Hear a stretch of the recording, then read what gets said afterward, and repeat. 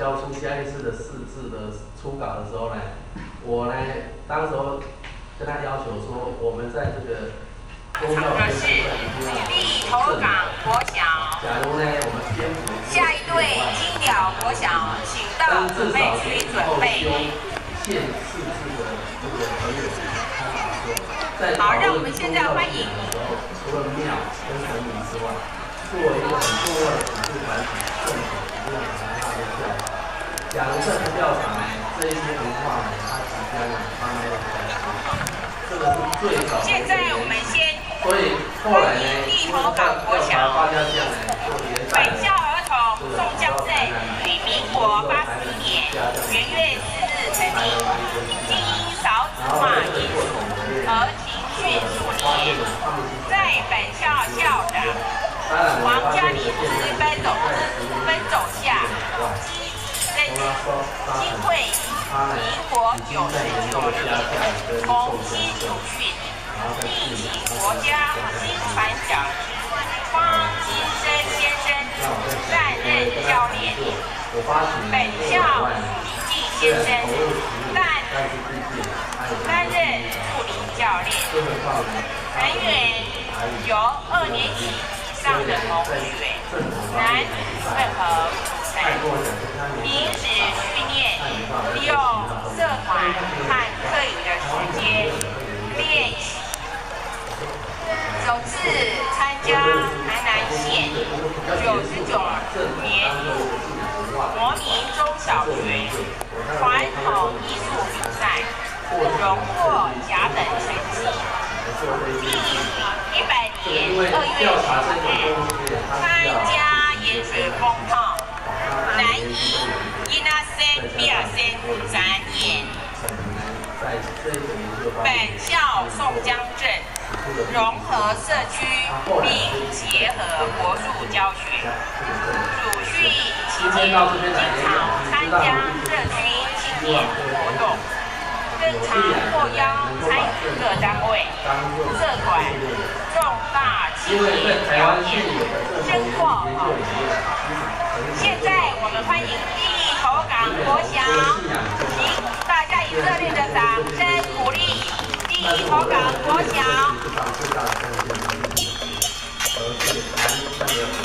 就是南寮东妈子的习惯，因为这是一个非常重要的一个宗教性的现象，它透过大规模的节日学生还有这个学法，呈现了一个就是以往没有去注意到的这一种文化现象。你要去管音乐性的政治，那武馆呢是武术性的传统，武术性的政治，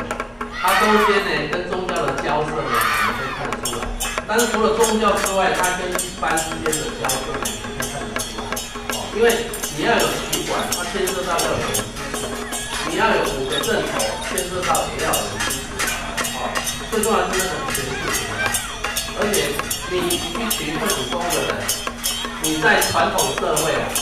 你要怎么存续下来，就牵涉到政府的力量。所以我都觉得这个林美龙小姐呢，无意中呢，她发现了一个这个台湾职业队里面说一个非常重要的一个现象。可是呢，她的兴趣就是中部，所以她这样去。可是我们从开发者的角度来看，是南部先嘛，对不对？那你中部还留那么多，那南部呢？对不对？而且从现有的他的研究里面他的调查资料里面，我们会发现这个中部彰化、台中一带的正统，其实有很多是来自于云嘉南，对不对？那云嘉南的这些正统到底在不在？假如他在的话呢，他可能会带出一些这个很有趣的现象。这个是我最想要这个去从事这个或是补充别人的一个最大的一个原因，就是说，在民间信仰的文化的研究，它其实已经到了某一个程度需要转变。我们不应该要再从寺庙，或是从神明，还是从绕境信仰，不能只这样看。因为如果是这样，那台湾的民间信仰会太枯燥，对不对？那这一些东西，另后有一些，不管你是寺庙的绕境，或是进香，其实你都可以看到很多的团体，而这一些团体呢，其实啊是推动整个信仰文化的一个核心。但是这些团体怎么组织、怎么运作、怎么存续，还有基于什么这个理由呢？他们愿意这样去投入，我们完全没有任何的答案。那这个就会造成啊，我们对于信仰了解的非常片面性。所以我非常的鼓励各位啊，应该去组织这方面的研究，这是我今天来演讲最重要的一个目的。因为这一种东西呢，民间的东西在文化上的记录呢，在文献上的记录呢是比较少的，所以它有相当大的成分是需要田野调查。而这个田野调查跟一般的历史性的采风式的录档，它需要去蹲点，然后呢要花很大的功夫呢去做一个比较全面性的，那这个没有做是跟博士生做不到。像我们不可能离家做1个礼拜的朋友，回去呢那个门都换锁了，就变驱逐出境了。那我个人的做研究的态度也是一样，就是说学术呢对我们很重要，但是它不是我们的全部。既然我们已经结婚了，我们有必要对家庭负责任。可是各位大部分都还没结婚或是呢已经小孩子稍微大一点呢，可以有比较多的时间呢去做实验的时候，我是诚恳的希望各位在这方面多多着力，尤其是台南大学的台湾文化研究所，它的地缘性大部分都是南部的同学比较多，在这个地缘方面呢，你有你的人脉，在田野上相对的比较容易一点，也比较资源多一点。那我相信啊，这个领域只要投入啊，也就会开出啊台湾史民间信仰的几朵金花。这个呢，绝对啊是可以的。据我初步的了解，你往北到嘉义、东石这个沿海的，跟内陆靠近山区，像半路这一些，其实还有很多的镇头。但是因为我当时呢，我的钱啊是拿嘉义去考嘉义县，考到没了，我当然不提了，对不对？可是我还有台南县，台南县很大，台南县呢，这么大的关于镇头的调查，其实是很少。可能大家会认为说黄文博先生也做了一些，但是黄文博先生他的角度跟我有一点最大的不同，就是我观察镇头，我主要是注重在它跟庙宇之间的这种镇头，而不是职业性的镇头。职业性的镇头，它就少了一个文化的意义。既然我的镇头是因为表演、谋生、赚钱而成立的，所以我基本上我可以任意变化。更重要的是，我跟寺庙没有关系，没有关系就没有那个社区的依属性。所以我总觉得黄校长呢，他当时候没有去可能没有去注意到这一点，所以他的那个调查呢，我基本上认为说应该还有很大的拓展空间尤其是镇头跟庙宇之间的关系，这个在台南县啊这么广大的地区是还没出来。高雄县呢，虽然内门的宋江镇呢热闹滚滚，但是呢我也看了一下内门宋江镇的资料，好像民国50年以前的资料是没有那你说内门的宋江镇很早，我绝对不相信我这篇小文章第一个就是我质疑，等等，因为我是历史系出身的，你说你很早，很简单，你提供一些资料给我根据呢这个陈丁林先生呢编的一本庙志啊，就是归仁的一个大道公的这个庙志，他后面有收了2张大正5年的述文，那个时候就是提到这个保正大帝庙最重要的镇头就是宋江镇。假如内门有比大正年间还早的宋江镇，我不相信它没有任何类似像述文这种内部的文献，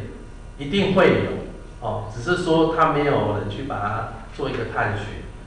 那这个是我在这边演讲呢，要借由宋江镇这个例子谈到的第2点，就是我认为台湾的镇头研究应该要跨越对镇头的所谓的这个现实性的研究，不能只讨论现况如果它只有现在的意义呢，那这个阵头并没有值得我们那么重视，因为现在的活动那么多，我为什么不去讨论那个所谓电子花车哦，或是呢闪亮三姐妹那一种哦，乃是呢乃是呢诵经团，而为什么要去讨论这些阵头呢？就是因为这些阵头它有很长远的文化意义，它在跟整个乡村社会、跟整个这个寺庙文化，它有它的关联性啊。而这个关联性是需要这个阵头的历史研究跟相关文献呢出来给予说明哦。那根据我初步的看法，其实每一个阵头背后都会牵扯到地方势力哦，因为呢地方士绅通常透过庙宇的运作跟庆典的活动去展现它的影响力。所以呢，如果你是讨论家族史乃至社区史，必然也会碰到这个问题。只是说以往比较没有从这个阵头这个角度去看人群的组织跟人际关系的运作。所以我是觉得说，我们呢应该要把阵头的文化史研究跟历史研究呢，应该要这个努力的去推进。那我就是举一个松江镇的这个例子。那在这里例子里面呢，我当然是比较常见的哦，像那个片冈岩的台湾风俗志，还有所谓的寺庙台站哦，就是像嘉义厅的这个寺庙台站。但这中间呢，最重要的就是我提供了一个日本皇太子跟日本太子到台湾来，就是说其实我们现在对民间信仰或是民间的阵头的态度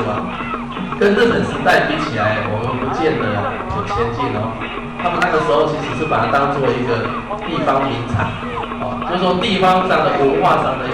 个特产。所以当皇太子来的时候呢，他们要展现最具地方特色的，他的名单居然阵头是第一目标哦。所以呢，我基本上要澄清的就是说，在日本统治台湾时代除了皇民化后期，皇民化那个时期之外，整个日本政府对台湾宗教信仰，尤其是这一种所谓的游艺性的这个阵头基本上呢，他的态度是比较宽容的因为他把它当作是一个文化现象。所以以往因为我们对这方面知道的太少，所以我们认为日本政府一定是压制，不然就是不予重视。可实际上他很重视就是你看皇太子来第一页跟第二页之间的时候呢，他有台南市呢有七个节目，第一个就是宋江镇，第二个是八爷九爷，第三个是北管你看北管是传统的比较属于雅乐型的这个音乐性的诗意不是一格，南管雅乐13音你看宋江镇跟将爷居然是名列前茅，这个呢真的是不可思议。而且更有趣的是其中的八爷九爷就是这个七爷八爷，在日本时期呢还是台湾文化的代表。因为呢他们在台湾办了一次博览会，结果呢这个很多日本人呢看到七爷八爷觉得很有趣，后来呢觉得这两个呢可以代表台湾文化，把他送到日本去参加那个整个日本的博览会然后呢后来又觉得不错呢，朝鲜博览会的时候呢就把它两个做。所以我下一篇文章是要写七爷八爷游海外主要就是讲这个故事，就是说你看日据时期他对台湾文化的认知跟我们它是有很大的差异，而那个时候呢这一些所谓的阵头它是得到一个充分的发展的空间。那既然它是被允许的一个发展的一个团体，所以当时候的记录绝对不会少少的是什么？因为我们没有去找东西在那边我们没去找，就认为没有这一次呢你们也很幸运因为我那个时候跟我两个学生讲说，如果我有在这边开课选我的学生呢，第一件工作就是要去找报纸，去找《日日新报》，找这个《台南新报》为什么？就是要让大家去尝一尝就是说从已经记录以往的事情里面你可以知道很多东西然后呢可以展现很多东西是超乎我们被灌输的这种概念啊，报纸是你跟过去最好的一个媒介啊，而且呢会培养你的耐性啊，做田野要耐性，找资料要耐性，没有耐性呢，做学问呢很不容易啊。这个我认为研究生这一方面可能也需要加一点这个培养。然后呢，我这个文章里面提的第4个这个问题就是宋江镇它跟地方庙宇的关系啊。我们一般认为说啊，这个镇头啊，像我的话就会认为说，这个镇头呢，我会注意它跟庙宇到底是附属，还是呢就是所谓的合作。附属就是庙宇提供一个场地让它放它相关的设备，然后呢提供经费，这2个是一个前提。假如没有提供经费的话呢，那2个之间的附属关系就没有。可是呢，镇头一个最大的致命伤就是，不管是八家将、宋江镇，他人数都很多。虽然他们不拿薪水，但是这一些人员的来来去去啊，花很大的钱。那跟庙宇有关的镇头呢，他在外面的活动呢是不收钱的。你不收钱，只花钱，那你来发薪，难道还叫你花钱吗？天底下有这种人吗？对不对？如果有的话，也不会太多。所以金钱的一个供给呢，就变成它跟庙宇之间关系的一个很重要的一个切入点。那我是看到的是这个台南州慈庙明鉴里面是有提供一些不同的讯息，就是说，其实有一些庙宇，它真的自己成立自己的一个神明会，真的成立自己的一个这个游艺的一个团体。那他们就举了新营、太子宫的2个宋江镇的这个会，那这个宋江镇的会呢，告诉我们说，其实它有一个另外一个形态，就是它是用神明会的名义呢在存在。那神明会就有账册，神明会就有会员，因为神明会就要吃会嘛，就分财产嘛。